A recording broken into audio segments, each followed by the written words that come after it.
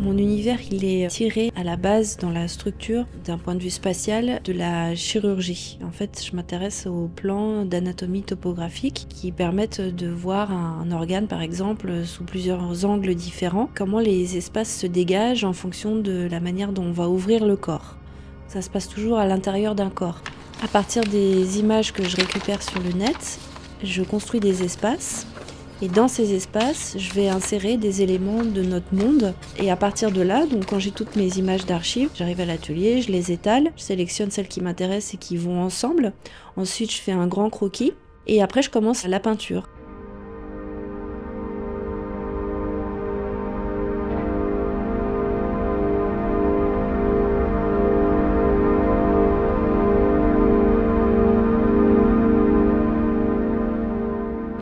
La musique, elle est essentielle pour peindre. J'ai besoin d'une musique en particulier, donc il faut que je la trouve en fonction de ce que je ressens ce jour-là. Donc ça prend un certain temps.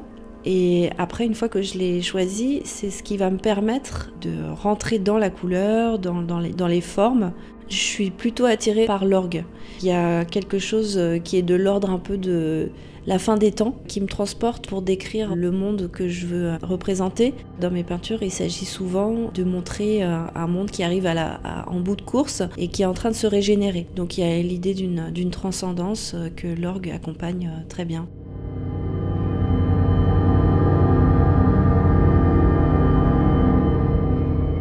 Dans l'idée d'un monde apocalyptique, il y a des formes récurrentes tirées de l'actualité, puis il y a aussi d'autres formes qui sont vouées à se métamorphoser. Dans mon travail, on voit souvent des petits organismes qui sont en fait des parasites intestinaux. Donc c'est toujours lié à l'intérieur du corps. Il y a quelque chose de monstrueux qui me fascine en fait.